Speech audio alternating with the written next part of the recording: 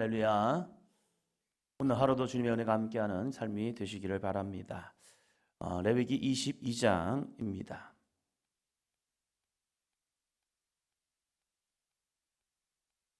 누군가에게 선물을 할 때에 그 선물을 하기 위해서 우리가 고민하는 게 있습니다. 그건 뭐냐면 그 사람의 성향입니다.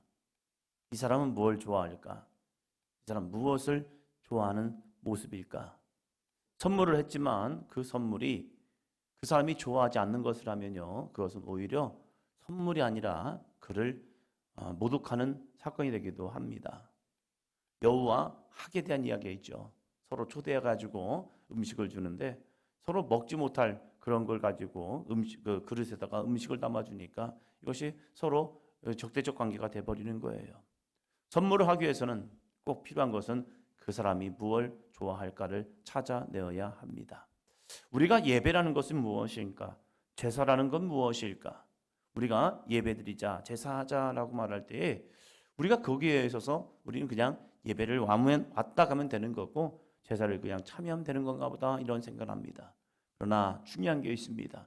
제사를 받으시는 분이 있다는 사실이죠. 예배를 받으시는 분. 우리는 누구에게 예배를 하지? 이 관점. 이것을 잃어버리면요, 그죠? 가인의 제사가 될 수 있고 그냥 왔다 가는 이사야서 말씀을 통하니까 마당만 밟을 뿐이니라. 그냥 마당만 밟고 가는 거예요. 그것을 뭐라고 말합니까? 헛된 제사, 헛된 예배라고 이야기하죠. 그래서 하나님께서는 이스라엘 백성들에게 이 출애굽기에서 성막을 짓게 하고 나서 바로 이어서 레위기를 우리에게 말씀을 주심을 통해서 우리는 어떠한 예배자가 될 것인가? 우리는 어떻게 하나님을 예배할 것인가? 예배를 길게 드리는 것, 많이 드리는 것보다 더 중요한 것은 우리가 예배 대상을 바로 알고 하나님을 예배하는 것이 중요하다는 거죠. 22장 18절입니다. 아론과 그의 아들들과 이스라엘 온 족속에게 말하여 이르라. 이스라엘 자손이나 그 중에 거류하는 자가 서원 제물이나 자원 제물로 번제와 더불어 여호와께 예물을 드리려거든. 아멘. 이스라엘 자손이나 그 중에 거류하는 자가 서원 제물이나 자원 제물로 번제와 더불어 여호와께 예물을 드리려거든. 예물에 받으시는 분이 있다는 거죠. 누구죠? 여호와께. 예배의 대상이 있습니다. 예배는요, 먼저는 은혜 받기 위한 게 아니에요. 현대인의 착각이 뭡니까? 나는 교회를 은혜 받으러 옵니다. 아닙니다. 시작점이 달라진 거예요. 그러니까 어떤 사람은 예배를 왔다가 오늘은 은혜가 없네. 이게 잘못된 고백이라는 거예요. 예배는요, 은혜 받는 게 아니에요. 예배는요, 나의 삶을 드려지는 겁니다. 로마서 12장 1절에 우리에게 말합니다. 너희 몸을 하나님이 기뻐하시는 거룩한 산 제물로 드려라. 예배라는 것은 나를 드리는 거예요. 그래서 찬양할 때에도 입을 열어서 찬양하는 거예요. 기도할 때에도 함께 마음을 다하여 기도하는 거예요. 말씀을 들을 때 집중하면서 하나님이 나에게 오늘도 말씀합니다. 이 고백이 뭐예요? 한번 더 합니다. 아멘. 이 아멘이 고백이 뭐예요? 나도 그렇게 생각합니다. 나도 그렇게 되기를 원합니다. 나도 하나님 앞에 영광을 돌립니다. 아멘하여 하나님께 영광을 돌릴지니라. 할렐루야. 아멘은 다른 게 아니에요. 하나님께 영광인 거예요. 어떤 분은 그래요. 아멘하면 지켜내는 거죠. 맞아요. 지켜야 합니다. 그러나 이 지킴이라는 것은요, 내가 한다는 것은 뭐냐면 내 힘으로 되는 게 아니에요. 하나님이 주신 은혜 속에서 내가 하겠습니다. 이 고백인 거거든요. 하나님, 이렇게 살아갈 수 있는 능력을 주세요. 원수를 사랑하라. 아멘 했는데 내 주변에 원수가 있어요. 그 사람을 내가 어떻게 사랑합니까? 하나님, 그 원수를 사랑할 수 있는 마음을 나에게 주세요. 이웃에게 베풀고 나누어라. 아멘 했는데 나는 어떻게 이웃에게 베풀고 나눌까? 근데 나는 이기적인 사람이에요. 나는 정말로 개인적인 사람이에요. 나만을 생각하는 사람이란 말이에요. 그런데 어떻게 이웃을 사랑합니까? 주님, 내 이 이기적인 마음을 내려놓고 하나님이 주시는 거룩한 마음을 통해서 내 이웃을 사랑할 수 있는 능력을, 믿음을, 삶을 나에게 주세요. 할렐루야. 이게 뭐예요? 아멘의 신앙이거든요.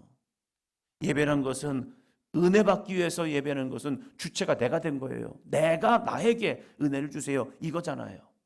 그러나 예배의 대상은요, 오직 하나님이십니다.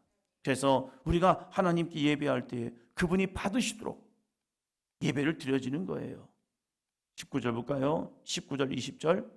기쁘게 받으심이 되도록 소나 양이나 염소의 흠 없는 수것으로 드릴지니 흠 있는 것은 무엇이나 너희가 드리지 말 것은 그것이 기쁘게 받으심이 되지 못할 것임이니라. 아멘.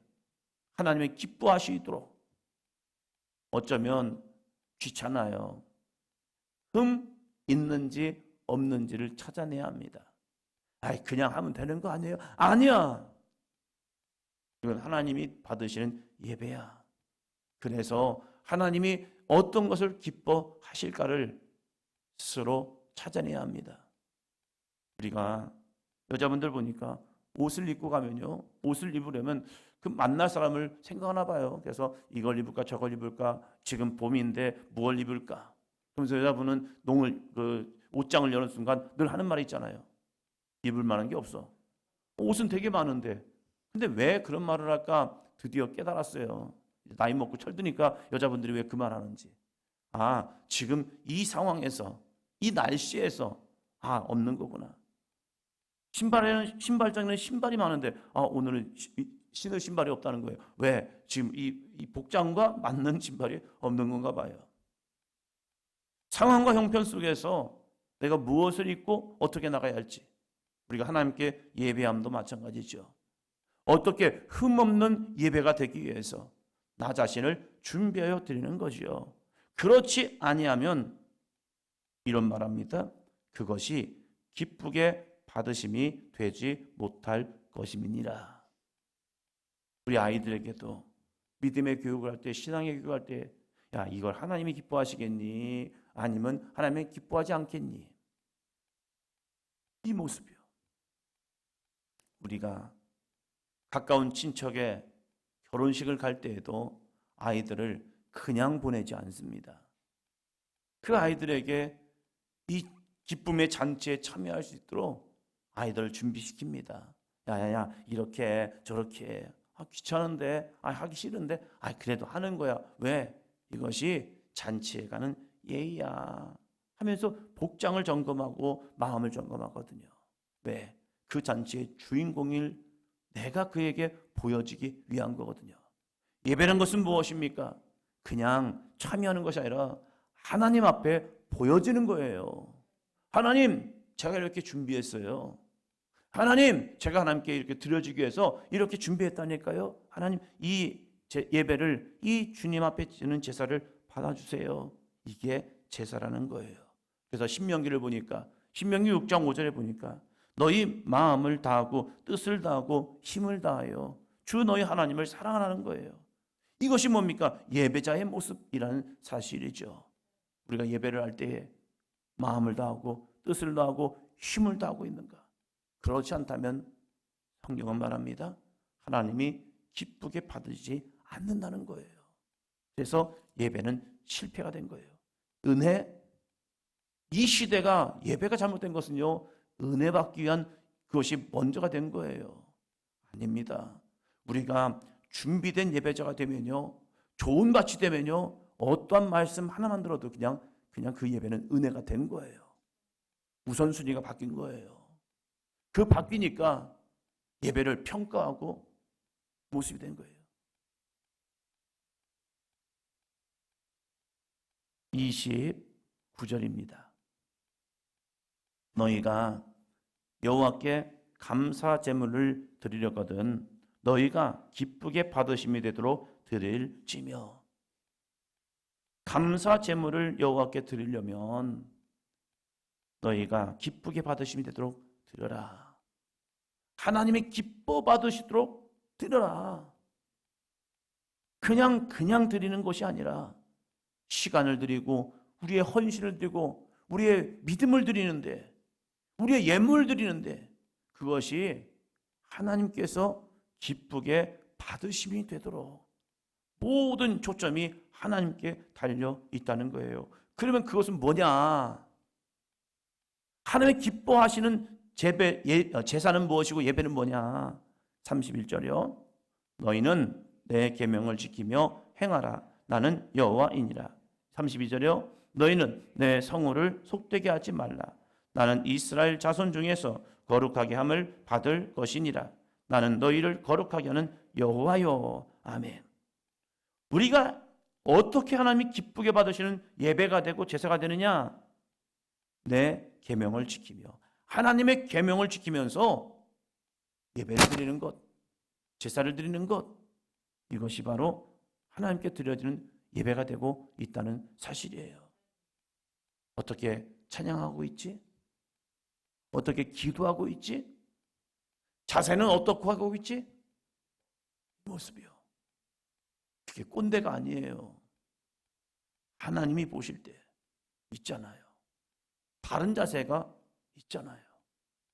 사람과 사람과를 대면할 때 그 사람과의 대면 속에서도 그 사람이 나를 무시하는지 아니면 그 사람이 나를 존중해 주는지 알잖아요. 만남을 하는데 그 사람이 대화를 하는데 껌을 씹으면서 쫙 씹으면서 하고 있다면 그건 그 사람을 존중하는 게 아니죠. 그 사람이 나에게 뭔가를 얘기하고 있는데 열심히 핸드폰을 보고 있는 거예요. 뭐 하고 있는 거예요? 딴 생각하고 있다는 거잖아요. 그 사람과 내가 대화를 하고 있는데 나는 막 딴짓하고 있는 겁니다. 산만하게 딴짓하고 있는 거예요. 그게 뭐예요? 난 너희 얘기 듣기 싫어. 이 얘기하고 있는 거잖아요. 그 사람이 나에게 이야기하는데 멍 때리고 있는 거예요. 아무 생각도 없이 그저 시간아 지나가라 라고 하고 있는 거예요. 그건 뭐예요? 너 얘기 듣기 싫어. 그 얘기잖아요. 우리가 하나님 앞에 설 때 우리는 어떤 믿음의 자세로 드냐 이거예요. 원합니다. 하나님께서 기뻐 받으실 수 있도록 할렐루야. 이게 예배자의 자세라는 거예요. 그렇게 믿음으로 드려진 예배. 그러면요 그 안에 남는 게 있습니다.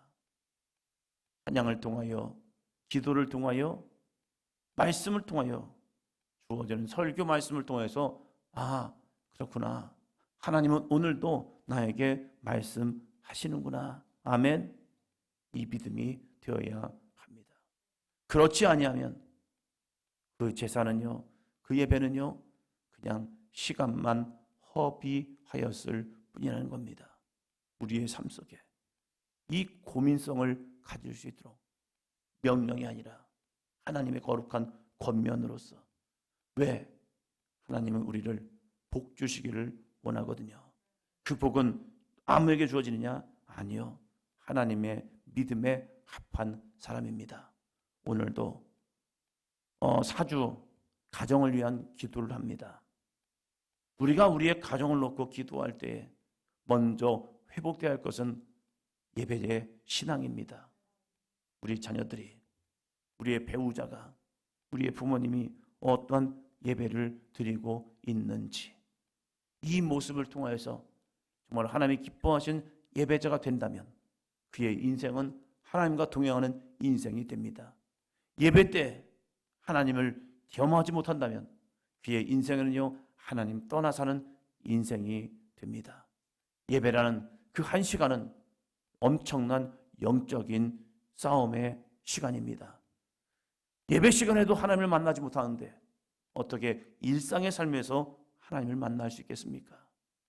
예배에 하나님에 집중하지 못하는데 어떻게 매일의 삶 속에서 주님을 만날 수가 있겠습니까? 예배는요 하나님이 기뻐 받으실 수 있도록 정말로 매일의 삶에서 준비하고 날마다 주님을 묵상하고 살아갈 수 있는 아름다운 삶, 이 삶을 통하여 하나님께 영광 돌리는 삶이 되시기를 주의 이름으로 축원합니다. 언제 예배합니까? 23장입니다. 3절.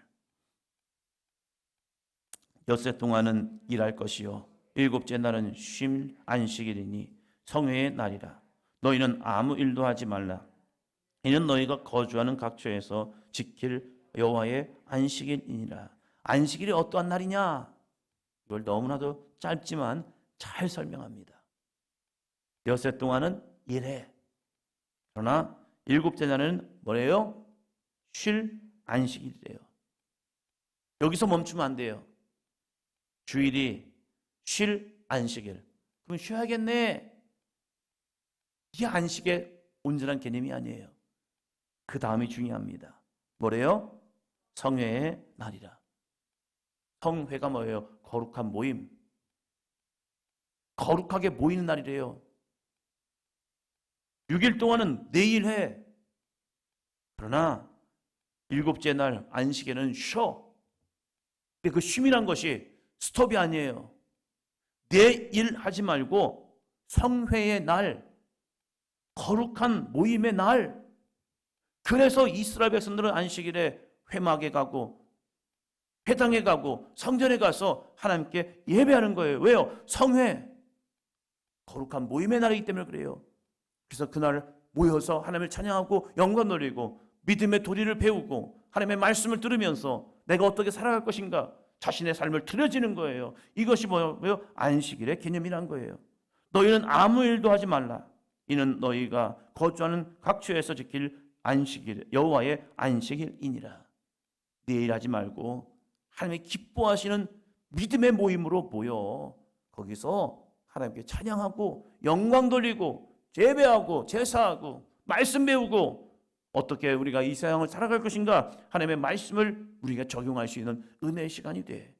믿음의 성도들과 교제하면서 그들과 영적 나눔이 있어. 이것이 뭐예요? 거룩한 성회라는 사실입니다. 또 언제 모입니까? 4절이요. 이것이 너희가 그 정한 때에 성회로 공포할 여호와의 절기들이니라. 여호와의 절기들을 지키래요. 무교병의 절기, 그리고 또 속죄일의 절기, 또 추수절의 절기, 칠칠절의 절기, 오순절의 절기, 이것들을 절켜 나가라는 거예요. 절기를 통해서 뭘 경험합니까? 하나님의 구원, 하나님의 수수하게 하신 하나님의 은혜, 그리고 자신의 옛삶. 초막절을 통해서 우리는 나그네 인생이야. 우리는 출애굽의 인생이야. 하나님이 거두게 하신 은혜를 통해서 하나님이 이 모든 것을 거두게 하셨습니다. 그래서 영광을 돌리게 하라는 거예요. 절기를 통해서 하나님의 구원과 하나님의 풍성한 은혜, 하나님의 앞으로 인도하실 역사, 이런 것들을 기억하게 하면서 드리는 것. 절기에는 희생 제물이 필요합니다. 그냥 절기가 되었네, 부활절 됐네, 추수감사절 됐네, 맥주감사절 됐네, 그냥 절기인가 보다, 성탄절 됐네, 이게 아니라 마음과 뜻과 힘을 다하여 여호와께 드릴 수 있는 믿음의 삶이요. 이렇게 할 때 하나님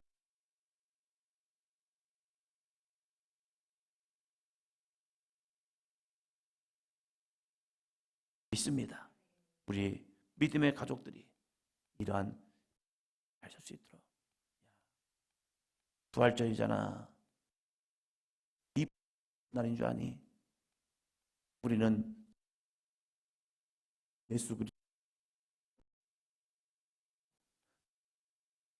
지옥에서 내 목숨값을 얼마 돼?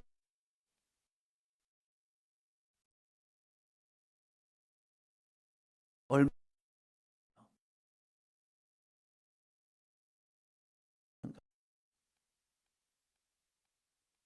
나를 위해서는 정말로 모든 것에도 아낌없어요. 그러나 하나님의 영광을 위해서는 우리가 어떻게 쓰임받고 있는가? 이것이 뭡니까? 절기들을 우리에게 만들어 주신 하나님의 은혜라는 사실이에요. 그것을 그냥 지내는 것이 아니라 아이들에게, 자녀들에게, 스스로에게 질문해야 합니다. 나는 어떠한 믿음으로 주님 앞에 서고 있는가? 기도합니다.